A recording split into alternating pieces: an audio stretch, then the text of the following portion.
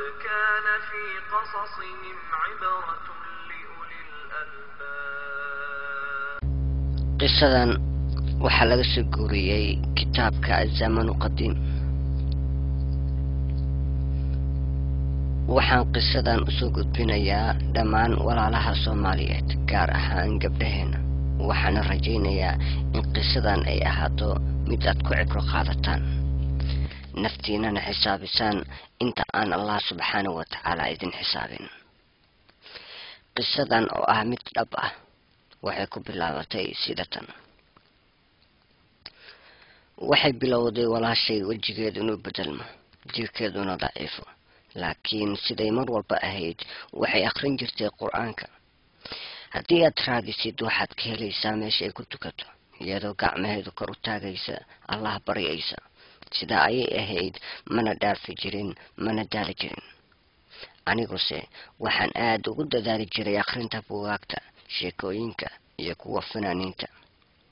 waxaan daawan jiray TV inta badan, mana u gudan jirin waajibka laygu leeyahay si dhammaystiran. salaadana ma ahayn mid u tukata si toos ah. kadib markii aan xiray fiidiyowgii aan ka daawanayay filimaanta kala duwan muddo 3 saac oo isku xigta, ayaa aadaankii salaada subax laga aadamay masaajid noo dhow. waxaan aaday sariirtaydii si aan u seexdo. waxaase ii yeertay walaashay iyadoo fadhida meeshii ay ku tukanaysay. waxay tiri iyadoo si qabow iila hadlaysa, ha seexan adigoo aan salaada subax tukan. anigoo dhibsanaya ayaan iri, waxaa ka hartay saacad, aadaankii aad maqashayna waa kii hore. sidaa ayay walaashay ahayd ilaa uu ku dhacay xanuun aan caadi ahayn, ayna noqotay mid dul taala furaashkeeda. habeenada ka mid ah ayay ii yeertay. waxay tiri kaalay Hana. maanan awoodin inaan diido, anigoo og wanaageeda iyo runteeda. cod ay cabsi ku jirto ayay igu dul akhriday aayaadkii qur-aanka ahaa. naf walba waxay dhadhaminaysaa geerida, waxaana loo oofinayaa maalinta qiyaame camalkii ay la timid. way aamustay. waxyar ka bacdi ayay i tiri, miyaadan rumaysnayn geerida? waxaan iri, haa, waan rumaysanahay. waxay i tiri, miyaadan ogeyn in lagaa xisaabin doono mid kasta oo yar ama weyn oo aad samayso? waxaan iri, haa, balse Allah subxaanahu wa tacaala waa kan dunuubta dhaafa, naxariistana. noloshuna waa mid dheer. waa kelmad qof kasta oo aqli yar uu ku hadlo, waayo waxay iloobeen in Allah subxaanahu wa tacaala sidoo kale uu cadaabkiisu daran yahay. waxay igu jawaabtay, walaashaydiyey, miyaadan ka baqayn geerida mideeda kadiska ah? fiiri walaasha Hinda oo ahayd mid ka yar, waxay ku dhimatay shil baabuur. sidoo kale miyaadan ogeyn heblaayo iyo heblaayo, ilaa ay tirisay gabdho badan oo aan aqaan oo hore u dhintay. iyadoo hadalkii sii wada ayay tiri, mawdku ma yaqaan cimri, mana lahan qiyaas. waxyar ka bacdi iyadoo qol mugdi ah ku dhex jirta ayaan ku iri, sanadkan miyaadan noo raacin fasaxa? waxaan rabnaa inaan magaalo kale aadno. sikadiisa ayay igu jawaabtay, waxayna tiri, laga yaaba inaan sanadkan u safri doono safar fog. walaal Hana, ilaah ayay noloshu gacantiisa ku jirtaa. waxayna bilowday inay ooydo. waxaa hadda ka hor walaashay lagu sheegay inuu hayo cudur xun oo aan laga badbaadi karin, laakiin iyada waa laga qariyay. markii ooyday ayaan u maleeyay in loo sheegaa xanuunka haya. waxaan ku iri, maxaa la ooyeysaa? ma xanuun baa hadda ku haya? waxay igu jawaabtay, ma waxaad u malaynaysaa inaan cudurka ahay la ooyayo? waxaa laga yaabaa inaan ka cimri dheeraado dadka ugu caafimaadka badan. adiguse ilaa goormaad noolaanaysaa? inkasta oo aad noolaatana waxaa kaa dambeeya geeri. gacanta ayay soo qabatay, waxayna tiri, wax farqi ah inooma dhexeeya kulligeen. waan guuraynaa, waxaan ka tegaynaa dunyadan, ama janno ama naar. miyaadan maqal hadalkii Allah subxaanahu wa tacaala uu qur-aankiisa ku yiri, qofkii ka badbaada naar jannadana la geliyo ayaa ah mid guulaystay. waan ka dhaqaaqay iyadoo ilaah ha ilaawin salaada, ilaahay ha ku hanuuniye. subaxdii 8aad ayaa anigoo hurdo laygu soo garaacay albaabka. mana ahayn waqti la kicin jiray. waxaan maqlay oohin. waxaan isiri, yaa rab, wartalow maxaa dhacay? xaalkii walaashay Nuur ayaa sii xumaaday. aabahay ayaa u qaaday hosbitaalka.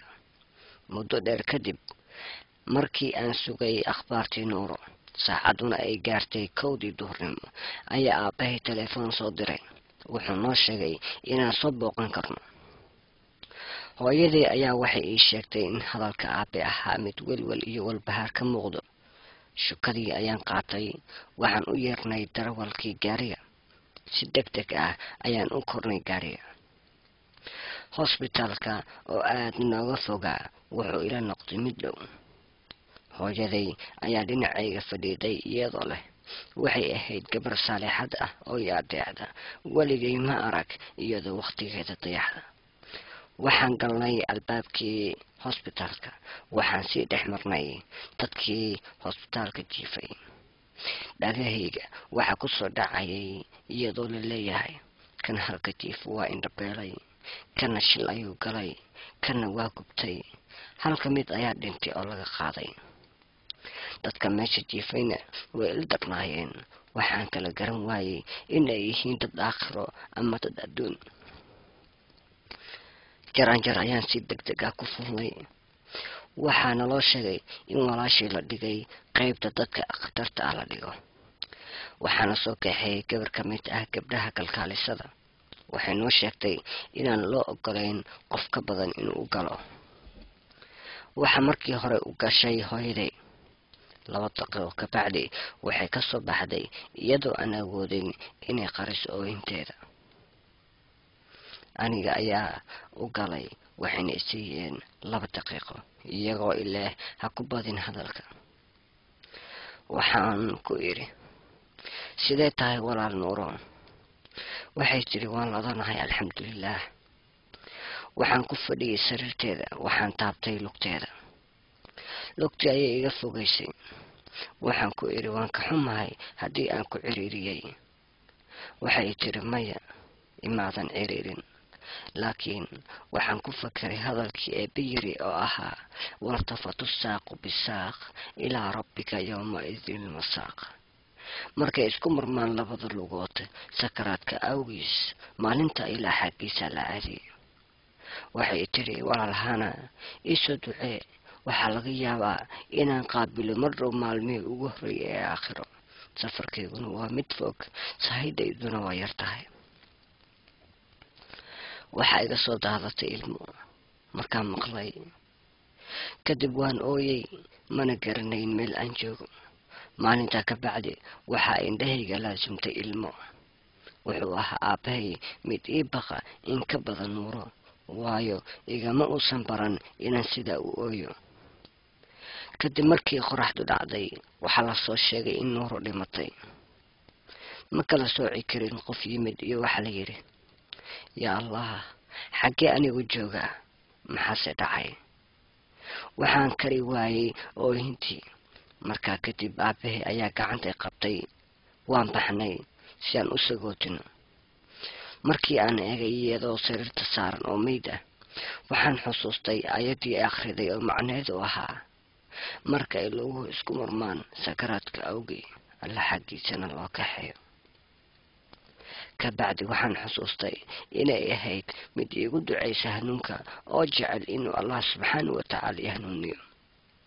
waxay ahayd mid habeeno badan oyday iyadoo iga sheekaynaysa geerida iyo xisaabta aakhiro. ilaahow i gargaar. markii aan guriga imidna waxaan arkay sujaayadii ay had iyo goor ku tukan jirtay iyo kitaabkii ay akhrin jirtay. waxaa kale oo aan xusuustay inay caawa tahay habeenkii ugu horeysay oo ay u hoyato qabriga. markaas ayaan ooyey. waxaan ka shallaayay ayaamihii iga dayacmay. waxaan ilaahay subxaana watacaala ka baryayaa inuu ii naxariisto, iina dembi dhaafo. sikadiisa ayaa naftayda waxaan u weydiiyey, haddii aan ahaan lahaa anigu qofka dhimatay xaggee la igeyn lahaa, muxuuse arrinkayga noqon lahaa? waa su-aal looga baahan yahay inay gabar kasta nafteeda weydiiso. waxaa kale ood naftaada weydiisaa, haddii gabadhii habeen iyo maalin tukanaysay oo gudanaysay waajibaadka lagu leeyahay ay tiri markii naftu ka baxaysay, safarkaygu waa fog yahay, sahidayduna waa yar tahay, asigoo xaggay joogtaa? gaar ahaan gabdhahan waqtigooda ka faa'iidaysan oo aan xisaabin naftooda, xaggee buu noqonayaa masiirkooda iyo meesha allah subxaanahu watacaala uu geynayaa markay geeriyoodaan ka baxday? waxay tiri Hana, maalintii ay walaashii dhimatay waxaan bilaabay inaan guto waajibaadka laygu leeyahay. haddii aan maqlo aadaanka salaada subax waan kacaa. waxaan dareemay in walaashay ay ku jirtay raaxo iyo deganaansho aniga iga maqnayd markii aan daawashada filmaanta ku daahi jiray. walaalayaal, haddii aad waabarisataan ha sugiina galab, hadaad galbaysataana ha sugiina subax. wabilaahi tawfiiq, wasalaamu calaykum waraxmatullaahi wabarakaatu.